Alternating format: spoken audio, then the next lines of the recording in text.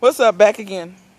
So, this video actually is probably going to be the most important video out of them all. And honestly, I probably could have made this video be number one, but a lot of y'all probably will overlook what I'm about to say. Pretty much, after you get your plants and stuff in the ground, you get your seeds and stuff in the ground, the main thing that you need to do is really just get out the way. Just get out the way. I think so many people focus on, oh my God, I'm going to mess up. But that's one of the best ways to learn is by messing up. Don't be afraid to make mistakes. If you mess up, you just kill a plant. I got news for you. You don't go to jail for killing plants. If you did, I'd have 8 felonies by now. So, I probably have more than that. I probably have 42 felonies. But, you don't go to jail for killing plants, people. Like, the only thing that can happen is you learn from whatever you did. The only thing in my garden I'm more scared to experiment with are my fruit trees. I won't do anything at this point that I know will kill them. But that's where I'm least likely to experiment.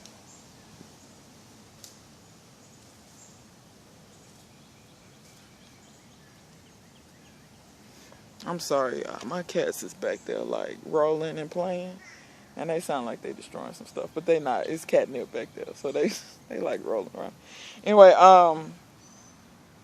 but yeah, just get out of the way. I see people like, when should I water? When should I feed it? When should I? Calm down. Just calm down. If you and I won't lie, let gardening tell you about yourself. It's just like being in a relationship will magnify or show you parts of yourself that maybe you didn't notice. Getting married, it will, like, whatever you had in a relationship, getting married just magnifies it. Having kids just magnifies it. So if you were crappy before, you'll be even more crappy after. If you were great before, you'll be even greater after. Always keep a learning spirit about this, because that's what gardening is. It's about learning and stuff like that. Let gardening teach you how you are. Like the main thing I learned about myself through gardening was I don't really have patience. Like, my patience is very thin.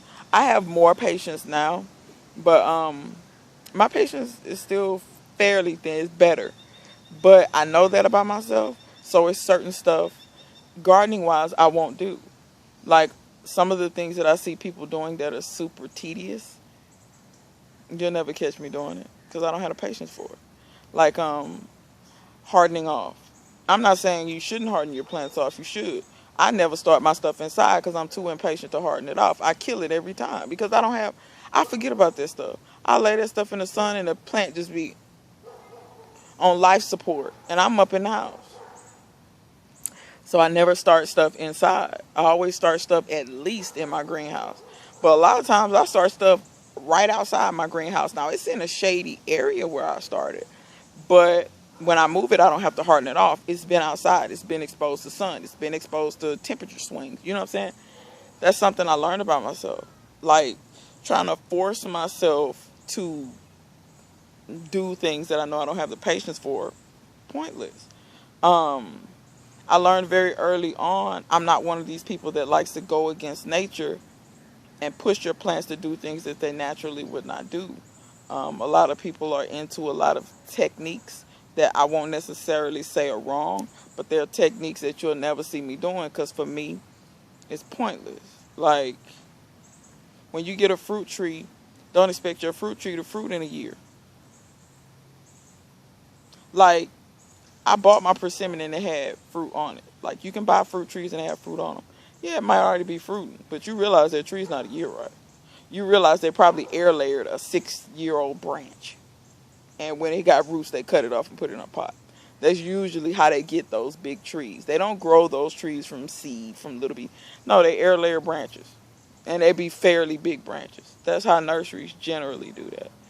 So don't be under the estimation that, oh, that tree is just a year.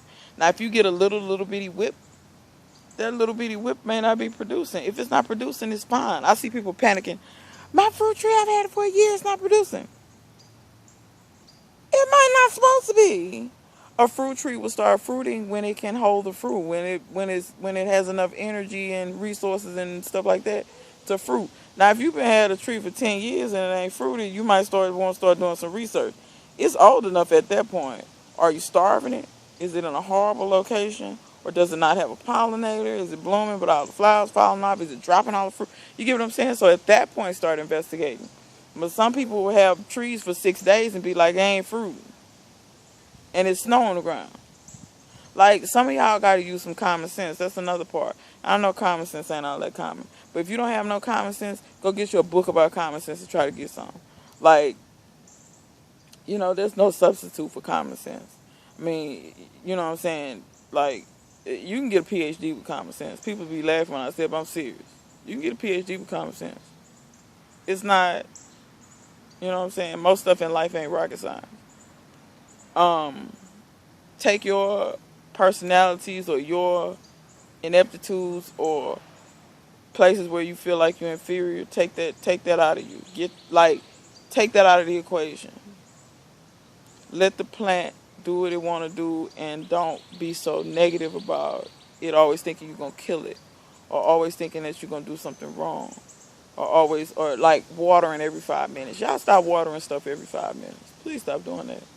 Just like I'm learning with these new calamundan seedlings, citrus almost likes to dry out completely before it gets water again. Like the seedlings didn't really start sprouting up and thriving good until the soil got dry. The same thing with my pomegranates. Same thing with the pomegranates. They almost like the soil completely dry before they really like perk up. Like they can use water, but they don't need it like that. Same thing with figs. They don't need a whole lot of water. Like, so y'all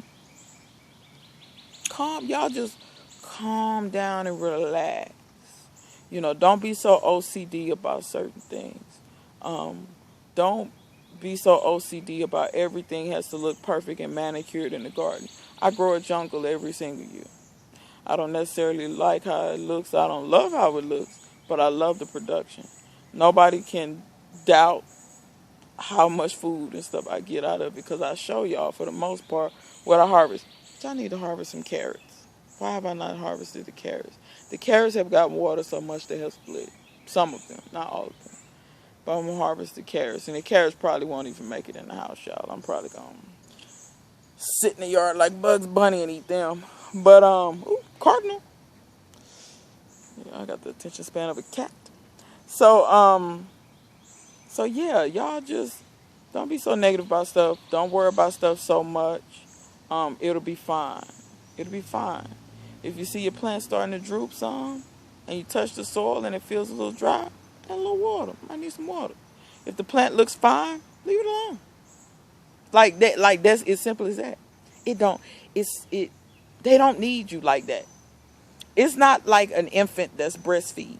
It don't need you like that. Like for instance, when a woman first have a baby and it's the infant, yeah, it needs you a whole lot. You ever notice as they get older and older, they don't need you no more? That's the whole objective.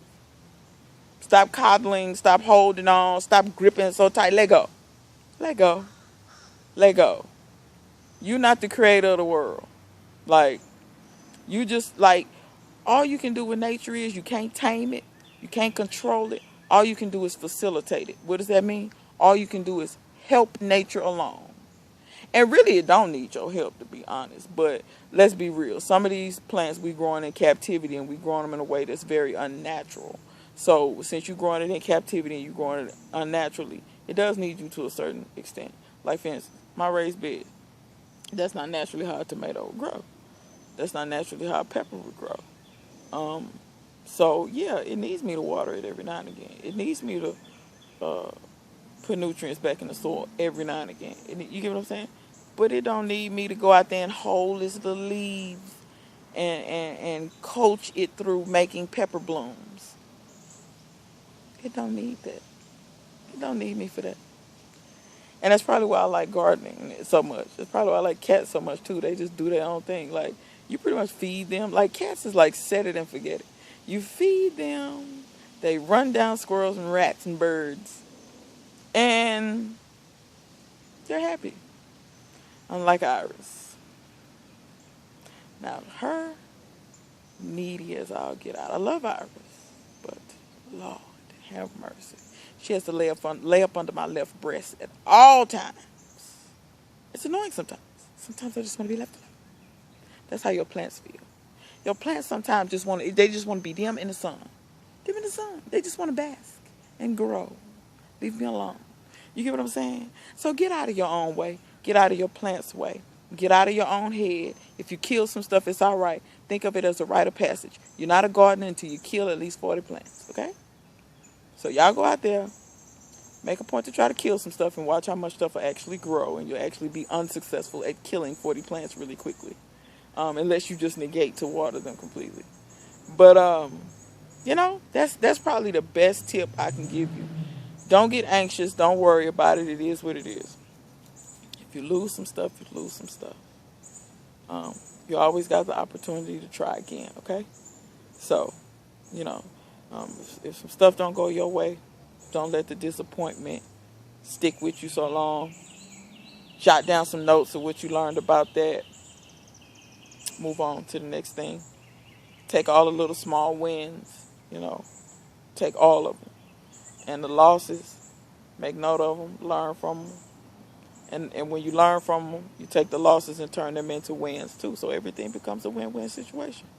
So, yeah, that's pretty much all I can say, I guess, on this episode without, you know, making it too ridiculously long. So, that's part 7 I think we on. I think we on 7. Is we on 7?